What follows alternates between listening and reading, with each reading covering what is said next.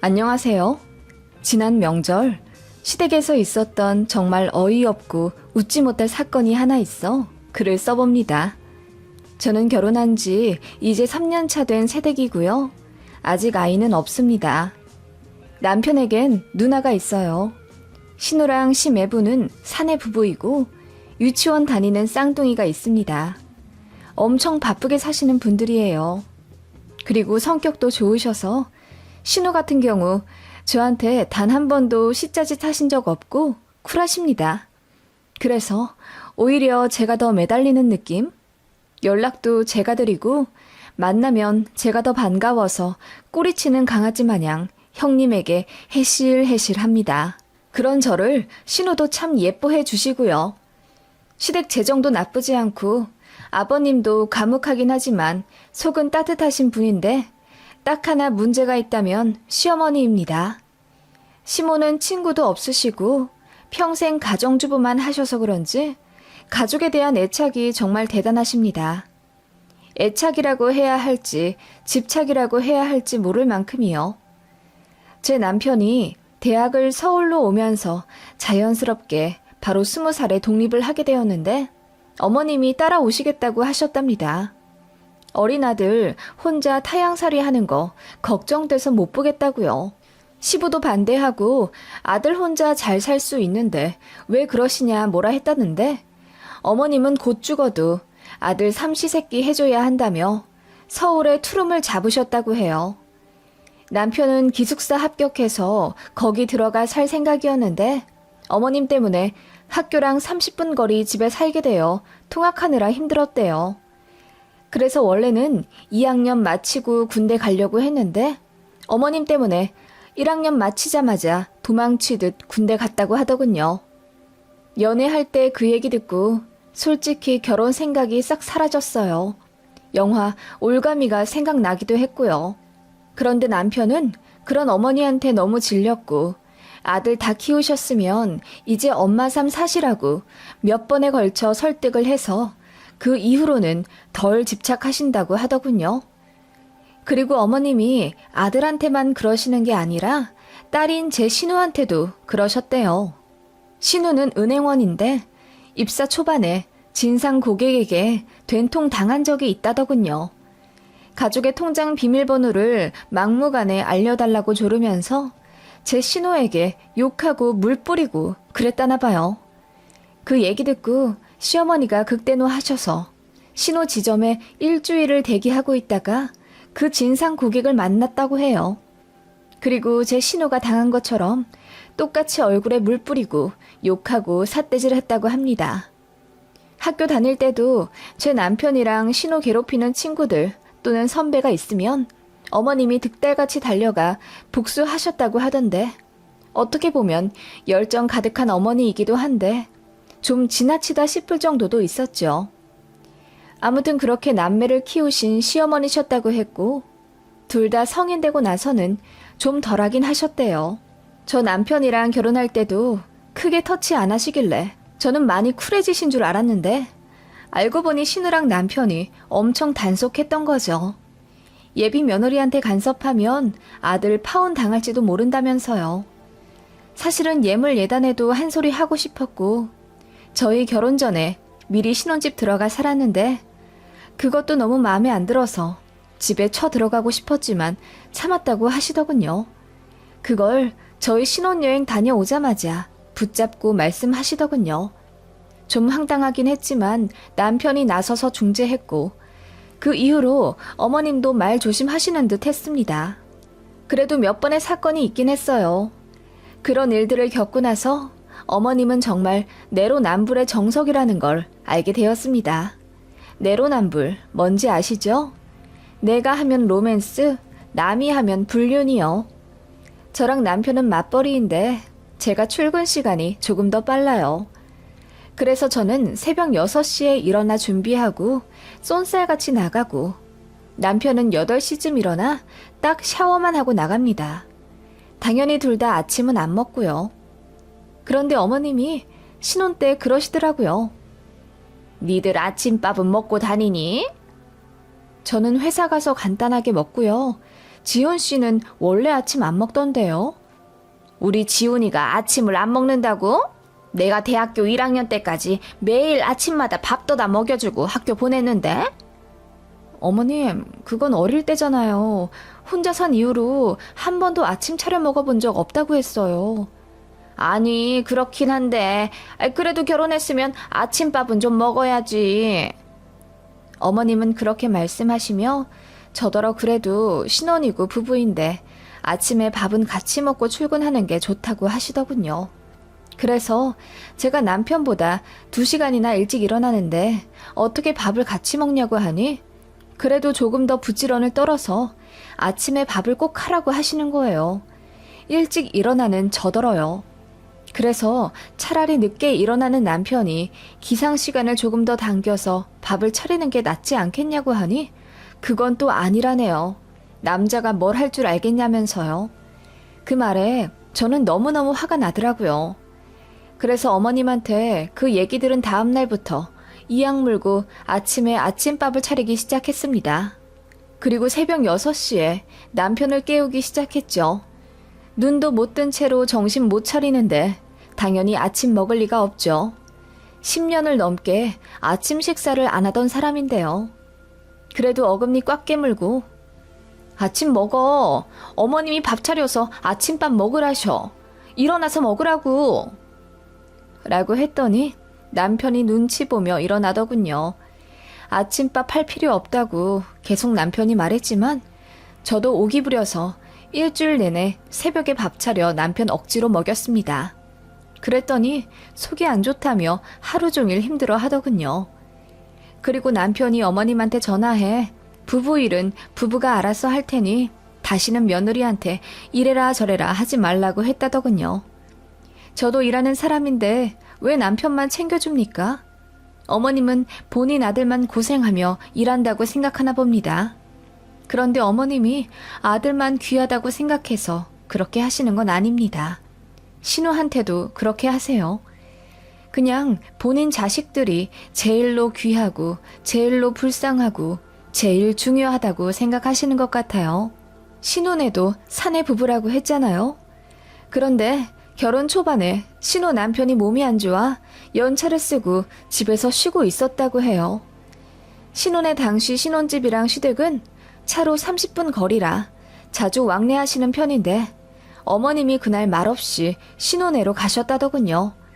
제 시매부가 어리둥절하게 어머님을 맞았는데 어머님 왈. 무슨 남자가 아파서 휴가를 다 써? 그렇게 비리비리해서야 되겠어? 얼마나 아픈가 내가 확인하러 왔네. 같이 일하는 부부 사이에 건강 관리 안 하고 그렇게 혼자 쉬어야 되겠어? 라고 하셨다더군요. 어머님은 신호 생각해서 그렇게 하셨다던데 시매부는 그런 장모님께 서운해서 난리가 난 거죠. 그때 양가 싸움 나서 일 커지고 그랬다네요. 그때 이후로 좀 자제를 하셨지만 별일이 다 있었다더군요. 그래서 신우랑 시모랑 제 앞에서 언성 높여 싸운 적도 있고 뭐 그렇습니다. 한동안은 눈치 보긴 하셨지만 매번 어이없는 망언을 잘하세요. 주로 명절 때마다 어머님은 제정신이 아닌 듯 했어요. 신혼애가 멀리 이사간 이후로 어머님은 명절에 자식들이 언제 집에 오는지 그리고 몇 박 하는지 엄청 예민하게 따지기 시작하셨습니다. 어머님은 명절이 만약 4일 쉰다고 하면 그중 하루는 꼭 딸네 아들네 다 같이 있고 싶어 하세요. 그래서 저랑 시매부한테 일정 조율해서 각자 본가에 가라고 합니다. 그리고 꼭 명절 당일날 자식들 다 모으려고 하세요. 시매부도 장남이라 명절 당일엔 절도 하고 그래야 하는데 시모가 그걸 싫어합니다. 아니 김서방, 요즘 같은 시기에 어떻게 아들이라고 꼭 명절 당일에 집에 가려 하는가? 우리 딸도 명절날 엄마 아빠 보고 싶어 할 수도 있지. 어머님은 그렇게 말씀하시며 제 시매부더러 처가에 먼저 왔다 가라고 하셨대요. 그리고 제 남편한테는 뭐라고 하시냐면 넌 아들이니까 명절 당일날 집에 오는 거야. 초장부터 그렇게 정해놔야 명절마다 안 싸우고 편하다. 라고 하시더군요. 저는 처음에 몰랐어요. 명절마다 이상하게 신우랑 항상 마주치게 되는 거예요. 그래서 여쭤봤더니 어머님이 그렇게 하라고 시키셨다고 하더군요. 나중에 심해부도 짜증이 나서 아무 때나 오긴 했지만 저희 어머님 참 황당하더라고요. 그리고 용돈에 관해서도 웃지 못할 어이없는 사건이 하나 있어요. 결혼하고 얼마 되지 않아 어버이날을 맞았습니다. 양가에 카네이션 꽃다발을 보내드리고 10만 원씩 현금을 보내드렸어요. 그리고 어버이날 있는 그 주에 양가 방문하려고 했죠. 저희 친정이 교회 다니셔서 일요일은 무조건 약속을 안 잡으려고 하시기에 토요일로 잡았습니다. 시댁은 주말 내내 시간이 다 되셨고요. 그래서 어머님께 일요일에 찾아가 뵙겠다고 하니 서운하다고 하시며 엉엉 우시는 거예요. 우리보다 네 친정에 먼저 가면 어떡하니? 앞으로도 네 친정부터 그렇게 챙길 거야? 그래, 자기 엄마 아빠가 더 중요한 건 맞지만서도 나도 이제 네 엄마인데 조금 더 친해지려고 노력해야 하지 않겠니? 라고 하시며 저더러 토요일에 오라고 하시더군요. 그때 결혼하고 나서 처음으로 맞는 어버이날이라 너무 당황스럽더라고요. 엄마한테 상황 설명했더니 엄마가 한숨을 푹 쉬시며 언제 오든 상관없다 하시며 시댁 가라고 해주셨어요. 그렇게 토요일에 시댁 갔더니 신혼애도 있더라고요. 신우도 시댁에 가야 하는데 무조건 토요일에 친정 오라고 하셨던 거죠. 이런 유난도 없었습니다. 용돈도 양가 똑같이 10만 원 넣어드렸더니 그건 형평성에 맞지 않는다 하시며 시댁은 5만 원이라도 더 달래요. 왜 그래야 하냐고 남편이 물으니 본인네 집은 강아지 2마리가 있지 않냐고 하시대요. 강아지랑 용돈이랑 뭔 상관인지 당최 모르겠습니다. 아무튼 그런 어머님이랑 저도 얘기가 안 통해서 말을 잘 안 하게 되더라고요. 전화도 하기 싫고 전화 와도 할 말도 없고요. 신우가 그런 저를 걱정한 듯 자주 챙겨주셨어요. 우리 엄마 진짜 주책이지? 저러다 마실 거야. 예전부터 좀 별나셨는데 그래도 많이 나아지고 있는 중이야. 내가 정말 미안해 올케. 나 봐서라도 좀 봐줘. 응? 그렇게 애교 섞인 장난으로 저를 챙겨주셨고 축의금도 1,000만 원이나 해주신 분입니다. 그리고는 단 한 번도 생색 내신 적 없고요. 미안한 마음에서인지 제 생일 때도 명품백 사준다며 백화점 끌고 가셨는데 제가 한사코 사양해 그냥 밥만 얻어먹고 오기도 했습니다. 그리고 제 남편 교육도 신우가 다 시켜주셨어요. 야, 너는 네 와이프랑 같이 일하는 사이니까 집안일도 무조건 반반해야 해. 네가 안 하면 네 와이프가 해야 하는 거야. 둘이 같이 일하고 같이 쉬어. 알았지? 너 제대로 못하면 내가 이혼시킨다. 그런 식으로 제 앞에서 남편을 잡아주시는가 하면 친정에 어떻게 해야 할지 사소한 코치까지 남편이 다 해주셨어요. 어떻게 보면 제가 정말 바라던 시어머니상이 신우였던 것 같습니다. 저도 그런 신우가 나이차 많이 나는 큰언니처럼 느껴졌고 더 잘하고 싶었어요. 신우 때문에 시댁이 그나마 좋았네요. 그러다 지난 명절에 또 한 번 사건이 있었는데요. 그 일로 신우가 시모한테 소리 고래고래 지르며 화내는 것 처음 봤네요. 추석이었어요. 모처럼 연휴가 길어 여유롭더라고요. 시모는 또 제 남편이랑 신우한테 며칠 전부터 달달 볶아가며 같이 오라고 하셨나 본데 신우가 이번에는 본인의 시댁 먼저 갔다 온다고 해서 어머님이 좀 삐지신 상태였어요. 그런데 저희 친정은 이번 추석 때 이모들 모시고 해외여행을 가셨기에 저희도 딱히 날짜 조절할 필요가 없었죠. 그래서 신우가 시댁 올 때 같이 가겠다고 했더니 어머님이 엄청 좋아하시더라고요. 그렇게 신혼애랑 같이 명절을 또 보내게 되었어요. 저는 원래 형님 좋아하니까 같이 커피도 마시고 수다 떨며 재미나게 시간 보냈죠. 어머님도 끼어들려고 하셨지만 같이 있으면 남편한테 잘해라, 가장을 하늘같이 생각해라 이런 고리타분한 말씀만 하시기 때문에 신우가 철벽 차단하거든요. 그날도 신우랑 테라스 앉아 이러쿵저러쿵 얘기하고 있는데 어머님이 씩씩거리며 오시더라고요. 현주야, 김서방 어제 술 먹었다니? 네, 엄마. 어제 김서방 친구들이랑 부부 동반으로 만나서 술 마셨어. 왜? 아니, 얼마나 마셨길래 아직도 입에서 술 냄새가 나?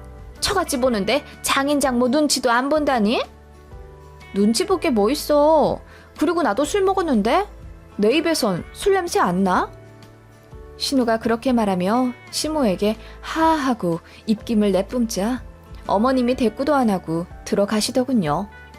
그리고 신우는 또 시작이네 한마디 하며 인상을 찌푸렸고요. 그렇게 식사 시간 되어 같이 밥 차려 먹고 있는데 시모가 제 시매부한테 그러시더군요. 술 너무 많이 먹지 말게. 가뜩이나 위도 안 좋다면서 우리 딸한테 병수발 받으려고 그러나? 그러자 시매부가 멋쩍은 듯 한번 웃더니 알겠다 한마디 하고 밥을 드시더군요. 신우가 시모한테 왜 그렇게 이야기하냐 따지듯 이야기하자 시모는 내가 뭘? 나는 사위도 자식같이 생각해서 그러는 거야. 건강 안 좋아지면 얼마나 걱정되겠어 내가. 라고 하시더군요. 그렇게 어색한 식사 시간이 끝나고 다 같이 거실에 앉아 TV를 보고 있는데 시매부가 너무 피곤하다고 해서 방에 들어가 잠을 잤어요. 그러자 어머님이 혀를 끌끌 차시더군요. 신우가 변호하듯 지지난주부터 엄청 바빴어. 새벽 2시에 들어왔다가 잠깐 눈 붙이고 옷만 갈아입고 5시에 나갈 때도 있었고 어제도 오랜만에 친구들 만난다고 해서 같이 술 먹고 논 거야. 피곤하겠지. 라고 했더니 시모가 얘, 넌 안 피곤하니? 너도 같이 일하고 너도 같이 술 먹었는데? 라고 하시더군요. 그 말에 신우가 인상을 찌푸리며 그만 좀 하라고 했고요. 그런데 신우도 쌓인 게 있어 그런지 이번에는 언성을 많이 높이시더라고요. 듣던 시아버지도 신우를 말릴 정도였습니다. 결국 고성이 오고 가며 엄마와 딸 싸움이 크게 번졌고 신우도 울면서 집으로 돌아갔어요. 중간에서 괜히 시매부만 난감해져서 제가 낮잠을 괜히 잤나 봐요. 너무 피곤해서 그만. 이라고 하는데 짠하더라고요. 그렇게 신혼애가 나가니 집안이 조용해지더군요. 민망한 듯 시모가 괜히 그릇을 다 꺼내 요란하게 닦고 시아버지한테도 짜증 부리고 그러시더군요. 하룻밤 더 자고 가려고 했는데 남편이 우리도 저녁만 한 끼 더 먹고 올라가야겠다 하더군요. 그리고 남편은 시아버지께서 바깥에 일 보실 게 있어 따라 나갔고요. 그렇게 집에 시모랑 단둘이 있게 되었죠. 시모가 제 옆에 앉더니 그러시더라고요. 나는 사위도 참 내 자식같이 생각하는 사람인데 아닌 건 아닌 거야. 무슨 처가 올 때마다 잠만 퍼질러 자. 명절 때마다 꼭 그러더라고. 그리고 밥 한 번 푸는 걸 못 봤어. 많이 피곤하신 것 같던데요. 얘기 들어보니 이번에 부서도 바뀌었다고 하더라고요. 그리고 아주버님이 식사 다 하고 나서 설거지도 가끔 하시잖아요. 그건 가끔이지. 사위가 100년 손님이라는 말은 옛말이야. 사위도 아들이고 처가에서 할 건 다 해야 해. 그렇게 말씀하시며 어머님은 속이 탄다는 듯 찬물을 벌컥벌컥 드시더군요. 그러더니 헛기침을 한번 하며 우리 아들도 너희 집 가서 잘하지? 뭐 시킬 것 있으면 다 시켜라. 나는 공평한 사람이야. 라고 하시길래 제가 네, 저도 그이 편하게만 앉아있는 거 싫어서 설거지도 시키고 친정집 뭐 고칠 거 있으면 그이 시켜서 다 처리해요. 라고 했더니 시모 표정이 묘하게 구겨지시더군요. 그래? 잘했다. 한마디 떨게 하시더니 한동안 아무 말이 없으시더군요. 그러다가 잠시 후 화가 좀 나신 듯한 얼굴로 그런데 우리 아들이 편하게만 앉아있는 게 싫다니 그게 무슨 소리니? 너도 네 시댁 오면 편하게 앉아서 우리 딸이랑 수다 떨잖니? 너는 그리 하면서 우리 아들은 처가 가서 왜 편하게 있으면 안 돼? 라고 하시더군요. 아니, 말이 그렇다는 거죠. 계속 일 시키겠어요? 저도 어머님 따라 전 부치고 상 차리고 설거지도 하고 다 하잖아요. 그러다가 한두 시간 형님하고 수다 떠는 거죠. 네가 말을 그렇게 하니 내가 오해를 했잖니. 아무리 그래도 사위는 사위인데 너무 부려먹을 생각하지 마라. 사위는 100년 손님이라잖니. 그 말에 제가 푸하하 웃어버렸습니다. 어머님, 사위는 100년 손님이라는 말도 옛말이라면서요. 어머님 사위는 100년 손님 아니고 제 친정엄마 사위는 100년 손님 대접해줘야 하는 거예요? 그랬더니 시무가 얼굴이 벌개져서는 당황하시더라고요. 본인이 파놓은 덫에 본인이 걸린 셈입니다. 아니 나는 우리 김서방이 우리 집 와서 잠만 자니까 그런 소리를 한 거지. 아주버님이 무슨 잠만 자요. 설거지도 하고 밥도 나르고 그러는 게 저는 너무 보기 좋던데요. 예, 그건 다들 그렇게 해. 요즘 사위들도 처가 가서 엉덩이 안 붙이고 있는다고. 어머님, 아까랑 말씀이 좀 다르시네요. 저한테는 우리 아들이 처가 가서 편하게 있으면 안 되냐고 뭐라 하시더니. 제가 그렇게 이야기하자 어머님이 끙 소리를 내시며 잠시 또 조용히 있으시더군요. 제가 말했습니다. 어머님, 우리 그이도 저희 집 가면 낮잠 자요. 엄마가 그렇게 해주세요. 먼 길 오느라 힘들었을 텐데 자라고 안방까지 내주세요. 100년 손님 대접이 아니라 정말 자식 대하듯 해주신다고요. 왜냐하면 저한테도 똑같이 그렇게 해주시니까요. 그 말에 어머님 얼굴이 벌겋게 물들어져 갔습니다. 어머님 그렇게 앞뒤 다르게 말씀하시고 행동하시는 거 자식들도 알고 사위 며느리도 다 알아요. 그래도 어머님 사랑하니까 참고 맞춰드리는 거죠. 어머님도 좀 자제하실 때가 되지 않았을까요? 그 말에 어머님이 민망해 못 견디겠다는 듯. 아니, 그럴 수도 있지. 아무튼 간에 나는 사위 며느리도 똑같이 내 자식이야. 그건 한 번도 틀리게 생각한 적 없어. 너 오해하지 마라 괜히. 라고 하시며 횡설수설 하시더니 자리를 피하시더군요. 그렇게 안방에 가서 문을 닫으셨는데 훌쩍훌쩍 하는 소리가 났습니다. 우시는 것 같더라고요. 그래서 저녁 식사도 못하고 남편이랑 급하게 집에 왔습니다. 그 이후로 어머님은 눈에 띄게 달라지셨어요. 일단 말씀을 굉장히 아끼셨고요. 거의 필요한 말만 하시더라고요. 시댁 식구 경조사가 있어 결혼식장에서 만났는데 예전에 어머님 모습이 아니셨어요. 신우한테 물어보니 그날 신우도 엄마랑 싸우고 마음이 안 좋아 다시 전화를 드렸다네요. 그런데 시무가 엉엉 울면서 본인이 잘못 생각한 것 같다고 반성을 하셨더래요. 그래서 저도 이야기했죠. 그날 형님 가시고 나서 저도 어머님한테 이런저런 이야기했더니 우시는 것 같았다고요. 그러자 신우가 저한테 고맙다고 하더군요. 저도 새댁이고 어머님 어려워서 거의 내내거리기만 했는데 어린 며느리가 옳은 말 하니 어머님도 정신이 번뜩 드신 것 같았어요. 그리고 다음 달이 설이잖아요. 웬일로 어머님이 저희 시간 되는 날 편하게 오라고 하시더군요. 그리고 너무 피곤하면 안 와도 된다고 하셨는데 어머님이 이걸 제 시매부한테도 똑같이 말씀하셨다더군요.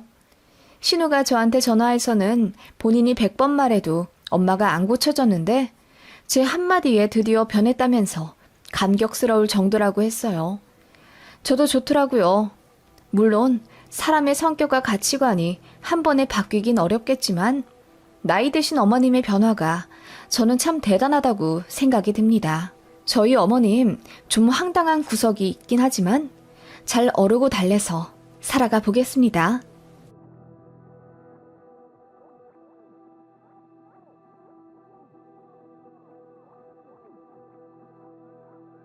안녕하세요. 저는 재혼한 지 8년 차 된 40대 중반의 여자입니다. 수도권에서 프랜차이즈 카페 2개 운영 중이고 남편은 냉장고 부품 공장장입니다. 둘이 합쳐 월 수익 4천만 원 이상이고 어려운 아이들과 노인들 도우며 남편과 값진 삶 살고 있습니다. 한 달에 한 번쯤은 캠핑 다니며 남편과 오붓하고 알콩달콩한 시간 보내고 있고요. 저희는 딩크족이에요. 아이가 없어서 외로울 거라 생각하시겠지만 아직까지는 아니네요. 둘이 할 일이 많아 어찌나 바쁜지요. 그리고 둘 다 사연이 있는 재혼이라 서로가 더없이 소중하답니다. 남편은 결혼식 올리자마자 부인이 세상을 떠나 사별한 안타까운 사연을 갖고 있고, 저는 전 남편의 바람으로 아주 힘든 이별을 한 뒤 만나게 된 재혼이에요.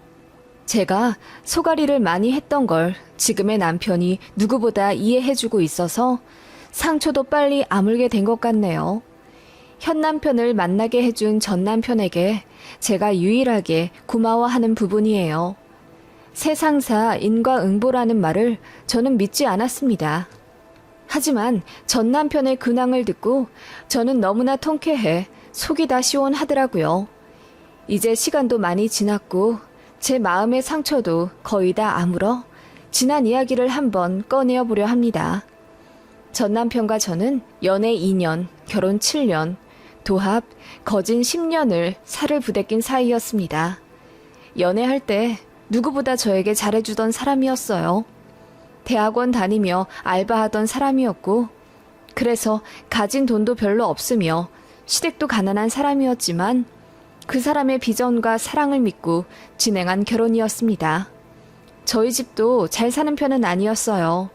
아빠가 저 어릴 때 돌아가셨는데 그래도 친정엄마가 공무원이라 단 한 번도 생활고 겪지 않으며 학창시절 보냈고, 현재 엄마는 연금으로 안정된 노후 준비를 마치신 상태였어요. 20평대 지방 아파트도 자가로 하나 갖고 계시고요. 전 시댁은 시부가 잦은 주식 실패로 돈을 거의 다 날리셨고, 그나마 생계를 유지할 수 있었던 건 시모 덕분이었어요. 아이스크림 공장에 거의 20년을 다니셨다고 하던데 그렇게 번 돈으로 남매를 키워내셨다고 들었습니다. 그런 사람에게 제가 연민을 느껴 옷이나 신발도 많이 선물해 주었죠. 데이트 비용도 제가 많이 냈네요. 그런 저에게 너무나 고마워하며 영원한 사랑을 약속했던 사람과 결국 결혼을 하게 되었네요. 예물 예단 다 생략하고 작은 실반지 주고받으며 정말 단촐한 결혼식 올렸어요.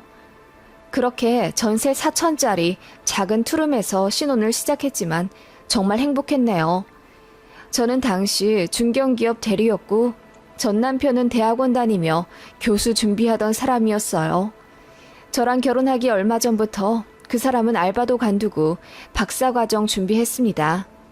집에서 전혀 도움을 주실 수 없었기 때문에 제가 연애 때부터 뒷바라지 했어요.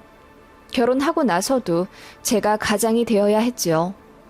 저는 결혼 당시 연봉이 4천 초반대였는데 세금 다 떼면 월 300만 원 정도 받았어요. 그러면 월 150만 원 저축하고 남은 200만 원 남짓으로 둘이 살았어요. 남편이 강의 듣는 게 있어서 교육비로 월 50만 원 다달이 나갔고, 식비랑 통신비, 생활비 등등 다 빠지고 나면 수중에 남는 돈이 10에서 20만 원 정도였네요. 어쩔 땐 그것도 모자라서 교통비 아낀다고 자전거를 중고로 구입해 출퇴근하기도 했어요. 그래도 미래에 행복해지겠다는 일념 하나로 둘 다 이악 물고 버텼던 것 같아요. 돈 없는 시댁에도 도움을 드려야 했습니다. 텃밭 하시다가 다리를 다치셔서 수술을 하셔야 했는데 그 수술비랑 입원비, 간병비 도합 700만 원 큰 돈을 제가 입금해 드려야 했고, 드라이기나 전자레인지 등 자잘한 가전이 고장나도 전부 장남인 제 남편, 그러니까 저한테 말씀하시더라고요. 솔직히 말해 무능력한 남자와 결혼하는 거 쉽게 한 결정 아니었지만 그 사람 꽤 똑똑했거든요. 그래서 밀어주고 싶었습니다. 그래도 제 노력과 희생이 아깝지 않았어요. 늘 고맙다고 표현해 주었고, 교수 되기만 하면 저한테 정말 잘할 거라고 입버릇처럼 말하던 사람이었거든요. 저 역시 그 사람 많이 사랑했기에 억울하단 생각은 하지 않았네요.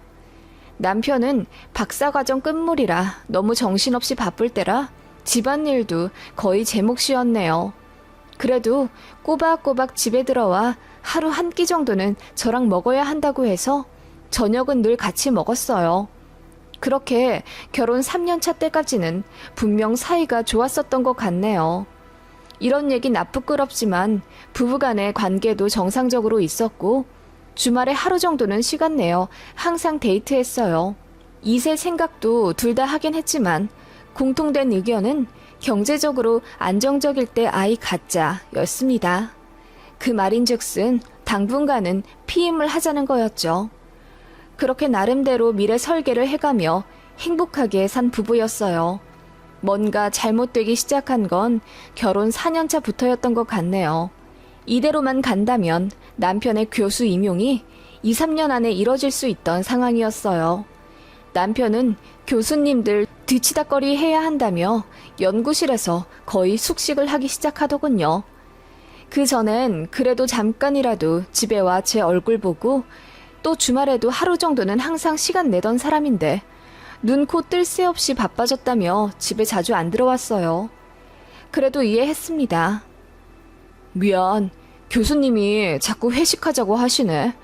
눈에 엇나가면 안 되는 상황이라. 오늘도 회식하고 랩실에서 자야 할 것 같아. 내일 오전에 준비할 게 있어서. 교수 되는 게 어디 쉬운 일이야? 나도 알고는 있어. 건강 잘 챙겨. 알았지? 저는 남편이 저에게 미안한 마음 가지는 게 싫어서 더 씩씩하게 회사 다녔고 남편을 격려해줬네요. 그렇게 거의 주말 부부처럼 사는 동안 저는 야무지게 돈 모아 집도 넓혔어요. 드디어 투룸에서 24평짜리 아파트로 이사를 갔습니다. 매매는 결국 못했지만 그래도 엘리베이터 있는 아파트에서 결혼 생활을 한다는 것이 저에게는 꽤 의미 있는 일이었어요. 게다가 남편의 수입 하나 없이 저 혼자서 가게를 꾸려 나가는 게 너무나도 외롭고 힘든 일이었기 때문에 이사가 눈물 나도록 행복했네요.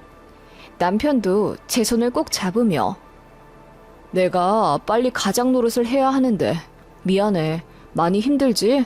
조금만 더 참아줘. 내가 교수 되는 날 우리 여보한테 백화점에서 가장 비싼 백 하나 사줄게. 라고 하더군요. 백은 무슨, 나 그런 거 원하지 않는 거 알잖아. 제가 원했던 건 하나였어요. 곧 죽어도 하루 1시간은 서로 얼굴 보며 이야기하자고 하던 사람인데 언젠가부터 집에 거의 안 붙어 있거나 집에 있어도 서재에 틀어박혀 노트북하고 교수들, 조교들이랑 통화하더군요. 서운은 했지만 교수 임용이 코앞으로 다가왔기에 저도 꾹 참고 있었을 뿐이죠. 바쁜 것도 바쁜 거지만 어느 순간부터 남편의 카드비 또한 늘어나기 시작했습니다. 저는 가족 카드를 발급받아 남편에게 하나 주었는데 학교에서 조교들 밥 사주고 가끔 학생들한테 술 쏘고 그러는 명목으로 쓰더라고요. 식대는 남편의 교수님 카드로 쓰는 거라 본인 밥값, 커피값은 제 카드로 안 긁었고요. 결혼 초에는 한 달에 30에서 40만 원 정도 나왔는데 어느 순간부터는 70에서 80만 원, 많게는 100만 원도 나오곤 했어요. 저 역시 월급이 올랐긴 했지만 남편의 용돈으로만 100만 원이 넘으면 많이 부담되더라고요. 이사를 했기에 대출도 조금 있었고 또 저축도 170만 원으로 상향 조정했기 때문에 여전히 아끼긴 해야 했거든요. 그래서 저는 옷도 거의 안 샀어요. 펌과 염색이 비싸다는 이유로 언젠가부터 미용실도 거의 안 갔습니다. 항상 단정하게 묶고 다니고 블라우스랑 스커트 돌려 입으며 회사 출근했어요. 밥은 구내 식당에서 다 해결했고요. 그래서 제가 쓰는 돈은 교통비랑 통신비 정도? 그게 끝이었습니다. 남편도 그걸 알고 있었어요. 그래서 저한테 많이 미안해하며 본인도 아끼겠다고는 했는데 카드값은 여전하더라고요. 그래서 조심스레 이야기를 했더니 교수 임용되기 전에 여기저기 밥 살 사람이 많아져서 어쩔 수가 없다고 하더라고요. 안 그래도 맨날 얻어먹고 다니는 입장인데 여기서 더 아낄 순 없다며 미안하지만 저더러 좀만 더 참아달라고 하더군요. 그렇게 저는 감내와 이해만으로 달콤한 신혼을 다 낭비하며 살았네요. 바보 같지만 그땐 그럴 수밖에 없었습니다. 그렇게 결혼 6년 차 드디어 남편이 교수 임용이 되었어요. 분명 수도권으로 발령 날 거라고 했는데 말도 안 되게 편도 4시간 거리 지방으로 발령이 났습니다. 여보, 어쩔 수 없겠더라고. 나도 여보랑 같이 있고 싶은데 처음에는 지방으로 가야 한대. 저는 너무 상심해서 눈물마저 나오더라고요. 그러자 남편이 당황한 채로 저를 달래며 주말마다 꼭 올라오겠다고 약속했습니다.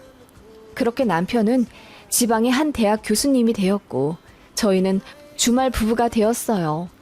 속상했지만 그래도 주변에서 저더러 교수 부인 된 거 축하한다며 다들 웃으며 말하니 울상짓지도 못하겠더라고요. 남편한테 아이 갖는 건 어떻게 하냐고 물으니 남편이 그냥 이대로 딩크로 하는 것도 좋겠다고 하더군요. 저는 딩크는 상상도 못했어요. 제 나이 30 중후반이 다 되어가지만 여전히 아이는 갖고 싶었고 남편 교수 되기만 하면 시험관이든 뭐든 해서 바로 임신하고 싶었거든요. 그런데 아이는커녕 어느 순간부터 저희에게 부부관계도 없었습니다. 남편이 너무 바쁘다는 이유로 저를 안을 생각조차 없어진대요. 그래서 그것까지 이해했습니다. 하지만 갑작스러운 딩크 제안은 저도 너무 속상하더라고요. 그래서 그것 때문에 부부싸움을 좀 했습니다. 너무해. 이렇게 살 거였으면 차라리 결혼을 안 해도 됐었잖아. 이게 뭐야? 그냥 연애하던 때랑 똑같지. 아이도 갑자기 안 갖겠다니 나는 당황스러울 수밖에 없지. 제가 속상해서 이렇게 이야기를 하자 남편이 갑자기 이상한 포인트에서 화를 내더라고요. 뭐? 결혼하지 말 걸 그랬다고? 너 나랑 결혼한 거 후회하냐? 그렇게 말꼬리를 잡으며 윽박 지르더라고요. 그러더니 그동안 저 때문에 힘들었다며 화를 내는 거예요. 그래, 나 무능력한 남편이었던 거 맞아. 너한테 생활비 한 번 못 주고 네 월급 받아 네 카드 쓰며 살았어. 그래서 나도 얼마나 눈치 보였는지 알아? 나도 매일매일 괴로웠다고. 남편은 그렇게 말하고는 당분간 시간을 갖자고 하며 주말에 신혼집에 안 올라오겠다 하더군요. 안 그래도 교수 되고 나서 할 일이 너무 많은데 저 때문에 머리도 복잡해진다고 주말까지 학교 출근하며 일할 거래요. 그렇게 얼굴도 못 보고 전화통화도 못한 지 3주 정도 지났을 때였습니다. 이렇게 지내는 건 아니겠다 싶어서 제가 먼저 전화를 걸었어요. 그런데 안 받더라고요. 그래서 주말 토요일 동트기만을 기다렸다가 바로 새벽에 차 끌고 고속도로를 나왔습니다. 남편 자취방에 가서 이야기 좀 해보려고요. 그렇게 4시간을 달려 도착했더니 10시쯤이더군요. 전화를 해도 안 받길래 문자를 남겼습니다. 지금 당신 사는 도시에 도착했다고요. 그랬더니 바로 전화가 오는 겁니다. 왜 말도 없이 와? 너 정말 사람 질리게 한다. 당분간 시간 좀 갖자고 했잖아. 그렇게 윽박 지르더니 저더러 절대 오지 말라고 하더군요. 저도 화가 나서 이혼할 거면 얼굴 보고 이야기하자고 얘기하고 자취방으로 쏜살같이 달렸습니다. 그렇게 건물 입구로 갔는데 어떤 여자가 덜 마른 머리로 후다닥 뛰어나와 골목으로 사라지는 뒷모습이 보였습니다. 그때까지만 해도 그냥 같은 건물 사는 여자인 줄 알았죠. 남편 자취방은 이번이 2번째였습니다.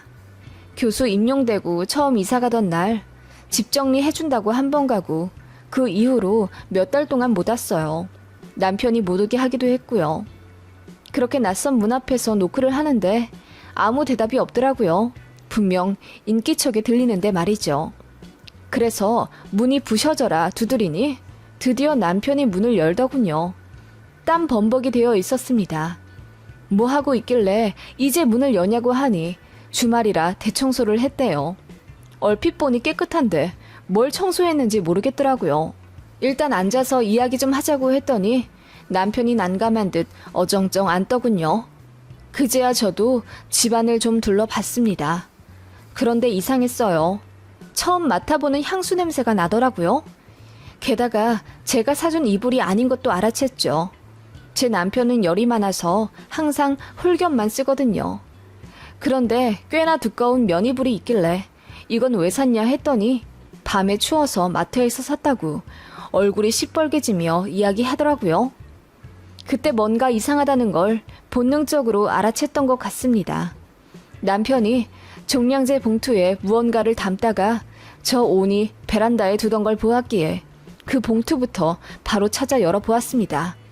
제가 순식간에 움직이자 남편도 바로 못 막더라고요. 저는 봉투를 잽싸게 낚아채 바로 화장실에 들어가 문을 잠그었어요. 그때 저는 지옥으로 들어서게 되었습니다. 여자 화장품, 여자 속옷, 여자 원피스 같은 게 잔뜩 있더라고요. 저는 넋이 나간 채 그 물건들을 보고 있었죠. 화장실 문 밖에선 남편이 문을 쾅쾅 두드리며 나오라고 소리치더군요.